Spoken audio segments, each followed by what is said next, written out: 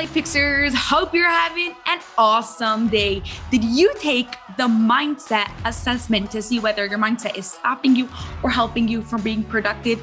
If not, you want to go right now to lifefixuniversity.com/mindset to see where your mindset is at today. Today, I've got a really interesting couple who is going to share with us some things that you might not have thought of before, give you new perspectives from their own personal experiences, and they've done things that other couples haven't done. We've got an author, storyteller, podcast host. Thank you so much, Branch Isole, for being here. I hope I'm pronouncing your name right. Together with your wife, CC, I am excited to be speaking with you. You want to start by telling us how you guys met? We met online. We were one of those way back when. This is when online dating just sort of was getting its legs under it. And I was living in Hawaii and Cece was in Arizona, and we met online and took it from there. It was really a great opportunity, because of our distance, we were not able to meet in person. So we corresponded for probably 6 or 8 weeks back and forth. And it sort of reminded me of mail order brides, back in the 1800s. And you'd be out in the frontier in the West, and you'd send these letters back to Boston and places like that. And it was interesting because it required us to divulge a lot about ourselves. And, one of the fallacies of online dating is you can say whatever you want, but sooner or later you're actually going to meet and the truth is going to come out. So we had an opportunity to correspond.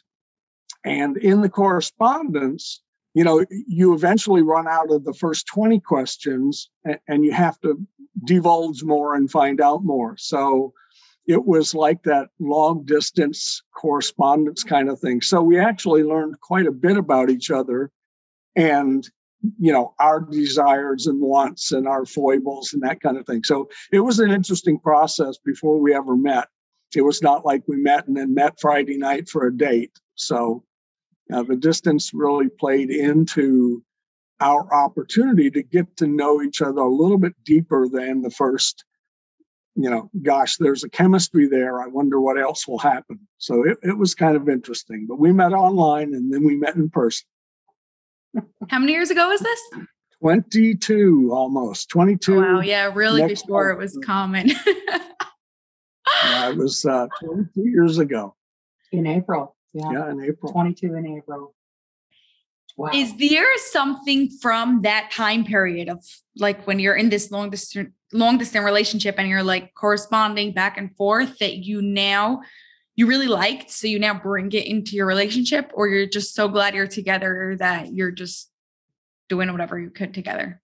Well, it's kind of interesting. As I had written to you originally, we've been together now almost 22 years, going on 22 years. And except for the first 6 months when we actually started living together, we have been together 24/7 for the last 21 and a half years. So, not only do we live together, we both work from home. So in that way, it was a real different kind of relationship, certainly different than I had ever been in when I was working in the real world. And so that amount of time together, nonstop, makes for an interesting kind of relationship development. Certainly different than when, you've got separate jobs and you go off to work and you come home and spend X number of hours together and then start sleeping. So we've had a lot of interaction in the last 22 years. We feel like we've been married for 45 years instead of 22, simply for that reason, Yeah, I guess it's not so much the amount of years, it's the quality of it, right? What everyone else had during COVID, you had your whole life. It wasn't much different for us. So what do you choose not to socialize? You choose not to socialize. So you never go out like separately ever? No, we don't.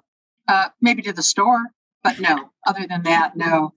best friends, and we don't really have other people that we socialize with. For the most part, see neighbors and things like that. But we live in the woods. We live, very rural, and we're kind of homebodies, but we work from home, so we stay real busy. Yeah. Not like you're just sitting on the couch doing nothing. But what were some of the challenges that you had right away in the beginning? Now you're like, okay, we've been doing this for so long, so you already probably have like this rhythm and these patterns, and you know how to just full everything. But in the beginning, back then, when you were living together so long, you went from like this long distance relationship to moving in together, staying together 24/7. What were some of the common things that kept on coming up? Well, like any relationship, it's brand new, and there's that infatuation phase, and wow, I've finally found somebody that I can be with and identify with. So in the natural course of things, like any relationship, as you get to know each other, it's what are the foibles that you see that you didn't know before? And I always joke with her, it's about how do you find what it is you want? Well, the easiest way is to know what it is you don't want. And I think that, for relationships that have the opportunity, or people who come out of relationships who have the opportunity to really grow, they're able to reflect on the last relationship and the good things in the relationship, and also the things that weren't so good, what ended it, or what kind of precipitated the problems. And if you know what those things are, if you know the things that, really rub you wrong, and you can't live without saying something about, then you either say something about it, or eventually it'll get under your skin. So like any relationship, we had those months of actually finally getting to know each other from a living standpoint. Again, for us, it was different because when we actually met in person, within about 4 days, we had decided to get married. And How'd that happen? So for us, we were both on the same growth track. We were both, incorporating a lot of spiritual grounding in our relationships. And we had both had previous relationships that did not end well. So, we were a little bit older.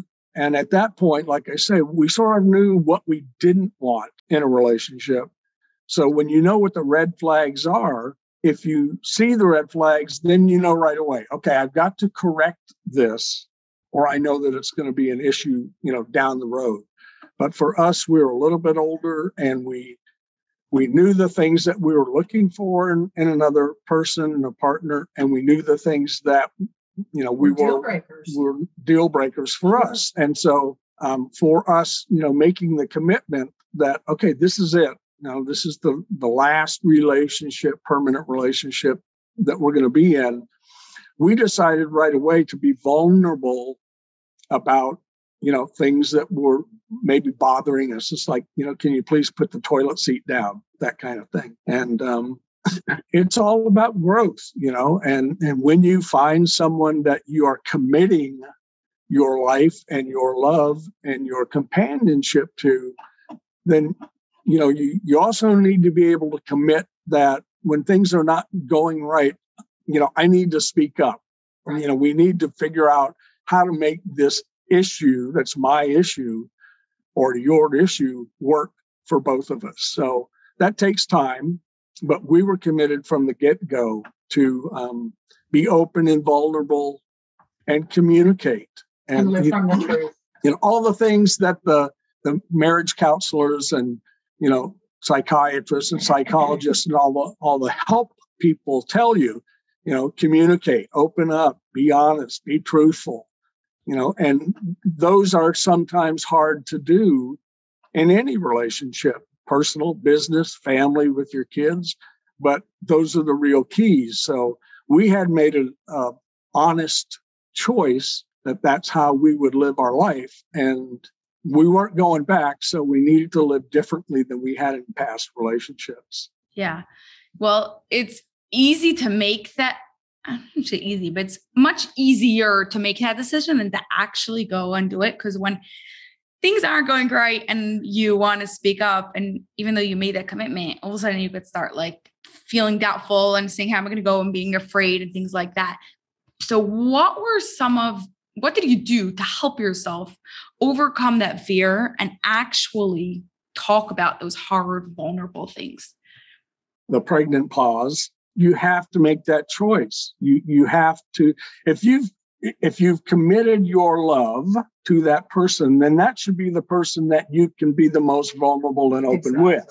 Like you say, yeah, that's often easy to say and very difficult to do. And that's the struggle part for any relationship is, how do I say what's on my mind without hurting your feelings, right? But the keeping it in, eventually it's going to come out somehow. You can't keep that emotion that's gnawing at you. You can't keep it in. You can't keep it contained. And that's what I find, in my work as a writer, is most situations that become explosive have been brewing for those very reasons. I hate this part of our relationship, or I hate that you do this, but I don't want to say anything to hurt your feelings. So I'll keep it in. And when it comes out, I'll really hurt your feelings. When you reframe it like that, you're like, okay, I'm going to go and share what I need to go and say here. It becomes an overreaction, and it includes then reacting to things that really aren't issues, but you've compounded it by holding those things in. And I think, Branch and I, because we're together 24/7, we're very open in our communication. And so we never ever get to the place where either of us is fearful of saying, babe, would you please stop that? It's making me crazy or whatever. And I always try, and when I have an issue, check myself first and say, am I being reasonable? Am I being selfish?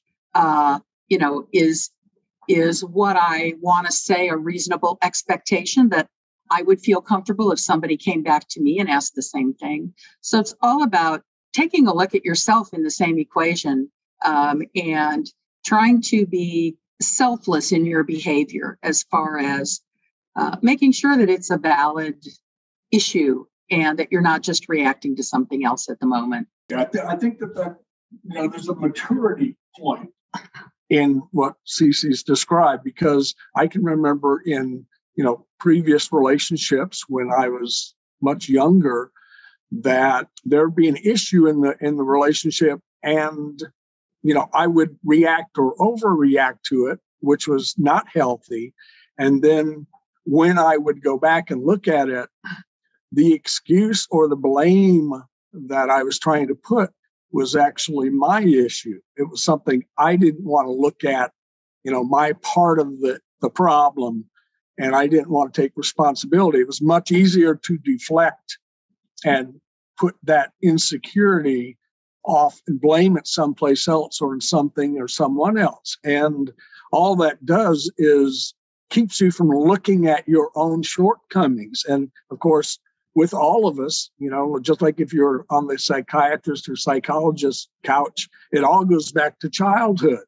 So those things that, are built and are part of us as we grow, eventually we're going to have to face them. And not being a mature adult or being a young adult, you don't want to face your own shortcomings and issues. So the first thing we have a tendency to do is blame somebody else, or it's your fault, or that kind of thing. And the reality is it probably stems, or a good part of it stems, from ourselves. And until we're ready to look at that as our responsibility, as part of the problem, it's just something that we put off, we slough off. And so for us as a couple, from early on, we made that commitment to, something's a problem, let's talk about it. And like CC said, we're together all the time. So it's not like, something can happen and you hang up the phone and then ruminate on it for the next 7 hours till you come home. For us, it's like, okay, well, I've got to go in and get a cup of coffee, so I'm going to see her in 10 minutes. So, you're going to have to face it at some point. So for us, it's easier to face it right away. And what we have found in that last 20 years is because we face right away whatever the issue or the word or the problem might be, we're able to work through it quickly without that festering of, well, it's not my fault, it's your fault, or, you said this or did this. So there's not that time where you can find an excuse or a reason to blame the other person. You have to look at it, okay, this is what happened. What's my part of it and what's her part in it? And how do we correct it? How do we fix it? How do we change it? And so we try and, address it before the emotional part takes hold and we get angry or frustrated or upset or unhappy or revengeful. You sidestep all of those harmful pitfalls and address it quickly. And, just because we're together like we are, it allows us to do that. But it doesn't mean you have, just because you're not with someone 24/7, at some point, if there's an issue, you're going to have to face the issue. So the sooner you face it, the more of those landmines you sidestep that are eventually just going to make it harder to get to the problem or the issue at hand and talk about how do we solve it. We only have two options. We either correct it or solve it, or we end up, walking away and terminating it. And, that's what happens in a lot of relationships. People push themselves and push the other person into a corner. And the response is, not only the worst thing you can do, but it has the most caustic consequences. And as our human nature is, once we start going down that path, we're self-destructing our relationship instead of remembering, this is a person that I've said I'm committing my life and my love to. And if that's truly the case, then they're the one person that I should be able to open up to and be honest with. But, we live in a world of lots of pressure, lots of stress, and lots of conflicts in our daily lives. So it's easy for those to overflow into our, relationships, either business or home, and be part of, something that has no definition or connection. A lot of people come home from work and start to take it out on their partner or their spouse. And, what's that all about? Except defensive, behavior and posture. You've got to head it off quickly and honestly, so it doesn't get out of control. Yeah. And I think you end up in a situation where, when you get together, I know with Branch and myself, we chose to be together and be vulnerable with each other.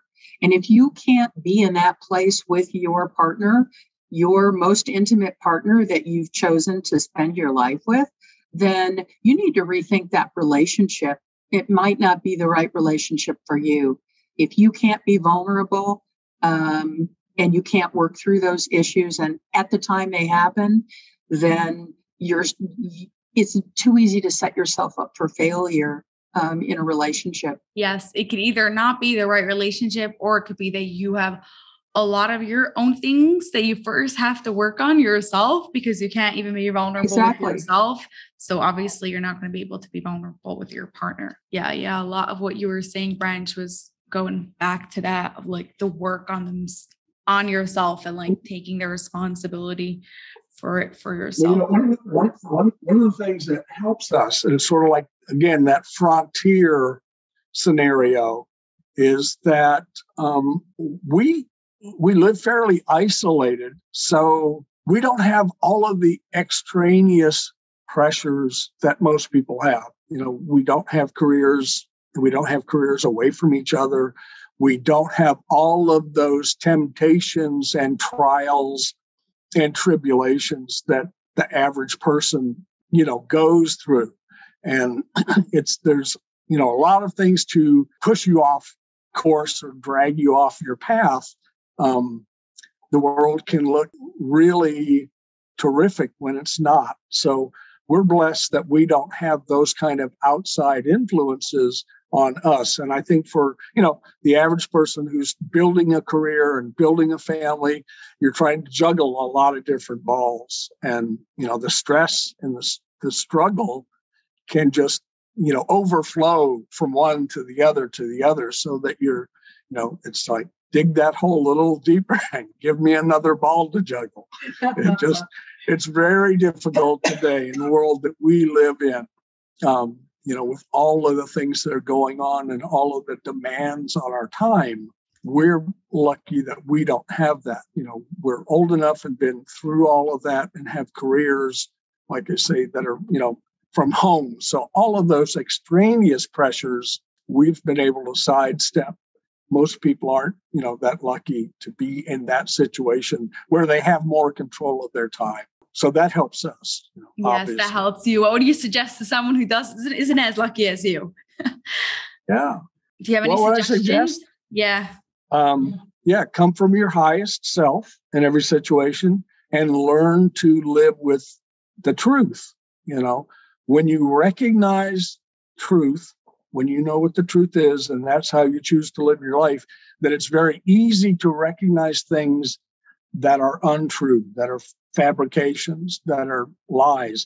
And those things are not in your best interest. So, that's a difficult path to get on and go down because, like I say, the world is trying to drag you away from the truth and make you believe things that are not true to force you into economic, social, political, religious slavery. And we live in tough times, very tough times. So that's my suggestion is, discover what the truth is, come from the truth, and attempt to come from your highest loving self in every situation.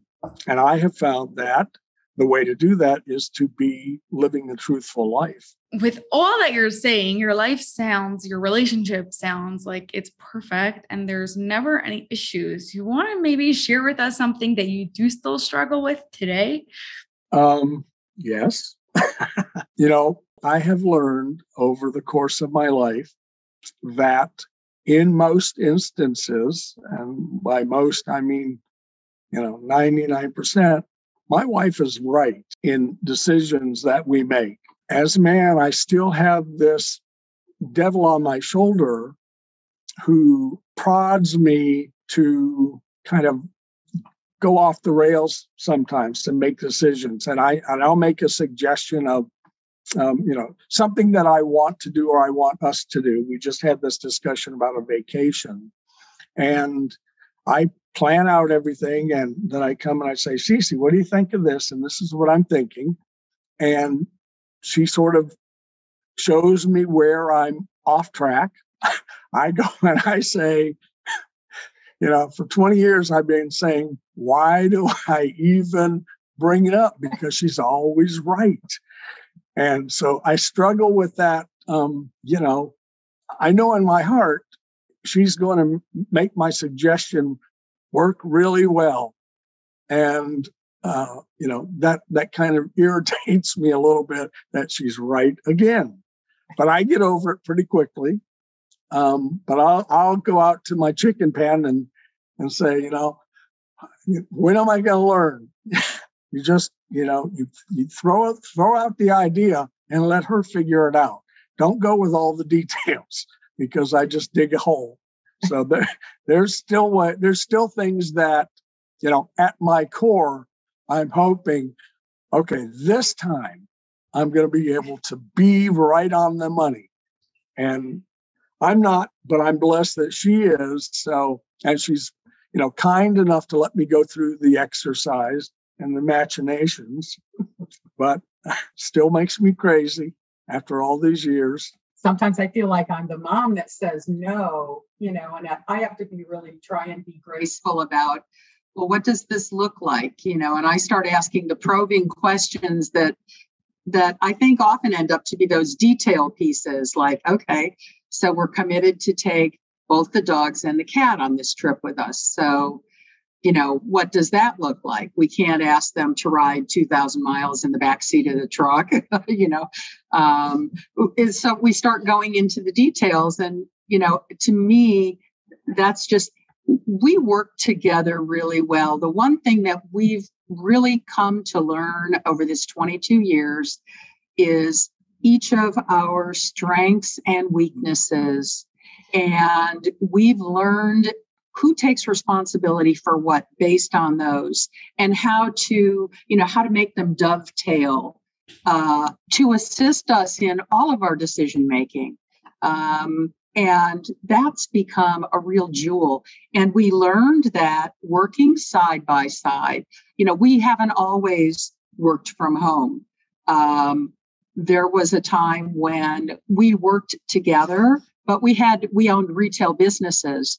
And so, we commuted to work every day, and, we worked 6 days a week and 7 days a week. And, we're closed on Christmas and New Year's, kind of, almost shopping center hours, for lack of a better term. And in operating together like that, we learned really quickly where our strengths and weaknesses were. And we learned to use those to our benefit for both of us. One, to reduce stress in one, and the other, if that's what you're good at, then that's what you need to be doing in this business. The same way we would address any job that we had, even if we weren't working together. We've learned to make those work for us. And I think that that's been a huge bonus in keeping contention down in the relationship as well.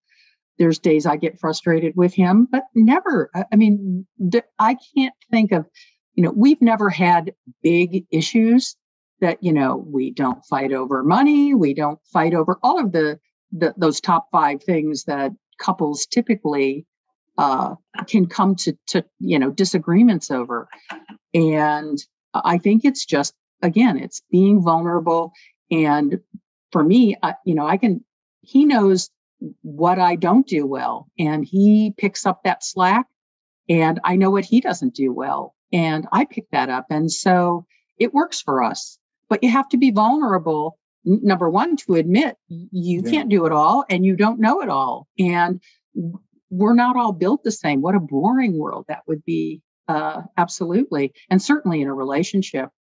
And one of the things that works best in what Cece's describing is, if it's her strong point, then she takes the lead, and I'm 100%, the cheerleader, and vice versa. If I'm taking the lead, then she's behind me 100%, and she may make a suggestion, but it's never like, well, that's not the right thing to do, or that's, sounds very unsuccessful oriented. So we really support each other, because I trust her to lead us and make those kind of right decisions in that situation. We try to have a relationship that's as close to 50-50 in responsibility as possible. And like you said, it's a matter of, if I'm not the strong person, then I need to give the lead to her and trust that her decision will be in our best interest.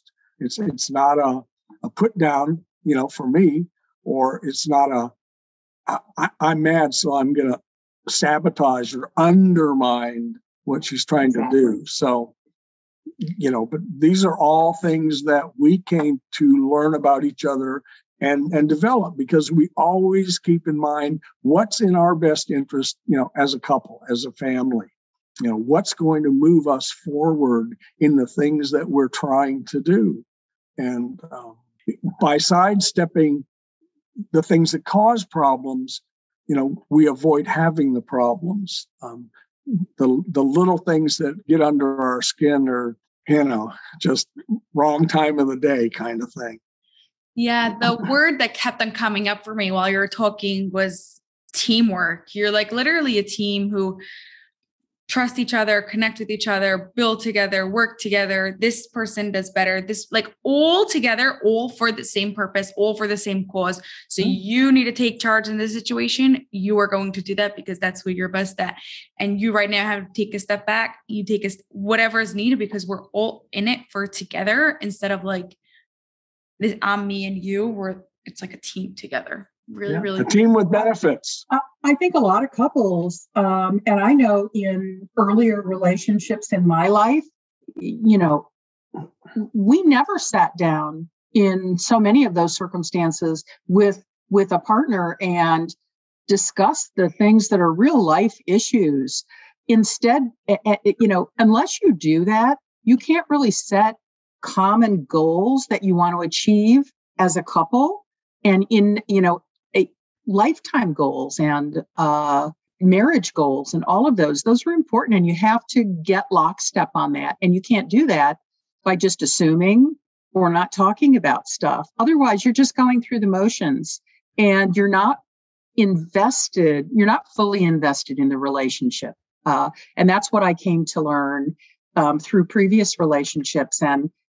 And I learned over those years what I certainly did not want in a relationship. And I wanted to grow through those issues that were deal breakers to me, and made a vow to myself that I would not engage in a relationship again, that, as quickly as I would see that type of behavior that's a deal breaker for me, I knew I needed to be strong enough to step away and end that for my sake, and not just turn a blind eye and think, oh, well, people who think they're going to change their partners, that's an age-old fallacy.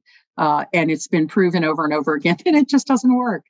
And so I think both Branch and I, at the ages that we were and the previous relationships we'd been through, we had, our children were grown.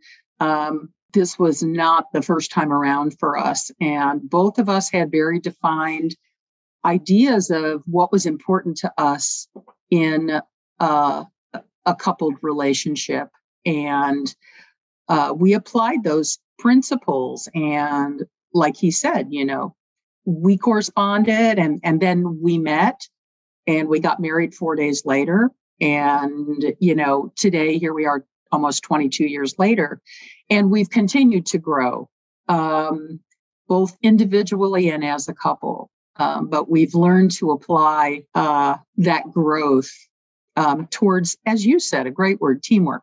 It's no different than, it truly is team building, but you have to have goals. Yes. And I think too many people don't have goals today and aren't willing to discuss with their partner what they're looking for out of life, what's important. Some people are materially driven. Some people are spiritually driven. I listen to couples, that I'm involved with through my work. And it just is mind blowing to me sometimes, how it's like, oh, I can't wait till he goes to work on Monday, and he wants to do this and I want to do this. And I think, well, why don't you guys talk about it? Oh, he doesn't want to talk about it. It's just like, okay, well, I don't want to be in that place. I was in that place once upon a time, and I'll never be there again. I just can't go there. So it's choices that we make, and the consequences of those choices that either support the teamwork effort that you have or destroy the relationship that you want to be involved in and a joy in your life. Yeah, really true. Okay. So before we get to our final question, where could Life Fixers connect with you and learn more about you? Well, for me, they can just Google my name, and that'll take them to all kinds of links, website, YouTube, Facebook, all of the social interaction platforms. I get emails and questions from people all the time. We're real open to sharing. I normally don't talk a lot about our life or my life. My story is not the story that, I'm talking about in podcasts and things. I'm trying to talk about the listener or the reader's story and take them on a journey that will help them grow in their own life. So I'm available just by Googling my name. And we're here to serve. I mean, that's one of our commissions, is to serve others. And so we do it through our writing and our posts and those kind of things. So we're available but we're available to try and help people grow in their lives, not to learn more about our stories. Yeah. Okay. So that will be in the show notes. What about you, CC? Anything? I think I have to parallel what Branch said. I really believe, he's been writing for, 22 years. And I've supported him 100% in the effort and, work behind the scenes to help him edit publications and, posts and create videos and things like that. And so he's, he has such a great skill in speaking to people. And it's one of the reasons why he got involved in the podcast when he used to do public speaking, in different groups around the country. We hadn't even thought of podcasts, and then COVID changed all of that. And he's so good at it. I just enjoy supporting him, helping other people grow. So I kind of serve our relationship in that respect. And anyone who's interested in learning more should really look at, Google him, or, you can do the branchcisole.com. Will take you right to his website. And there's links there to his YouTube and past podcasts and all of that. Yeah. Amazing. Okay. Final question. How would you describe an extraordinary relationship without using love, trust, and communication? Christ-centered. I'll give that an amen. Yeah. I find that people who are struggling, again, especially today in the world that we live in, most of them are not spiritually grounded. They don't have a real growth-filled and actual relationship with something outside of themselves. As Christians, for us, that's a relationship with Christ. And with Christ, you can do, all things. And without Christ, everything becomes a struggle. So that would be my answer. If people are looking for something that will help them improve their life, for me, for the last 50 years, that's what it's been. And that was the difference. The two biggest differences in my life from being homeless and in jail was having a relationship with Christ and meeting this woman. Really get the right partner and get a relationship going with the Lord, and your life will change. And I'm pretty sure that if you would have, let's say, meet your wife 50 years earlier, then you wouldn't have ended up getting in that relationship. Well, I often tell her, I wish we would have met 30 years before we did, but we didn't. And we met at the time we were supposed to meet, but right. Both of us were at that point beginning our spiritual path and our grounding. So we had a common purpose and a common goal and desire. Exactly. And we knew that was one of the important things for us, both as individuals, but mostly for our relationship. Awesome. Well, I hope that helps. So much, Branch and CC. This was fun and really interesting getting to speak to you. I appreciate you taking the time here to be with us. Absolutely. Thank you. Our pleasure. Thanks for having both of us.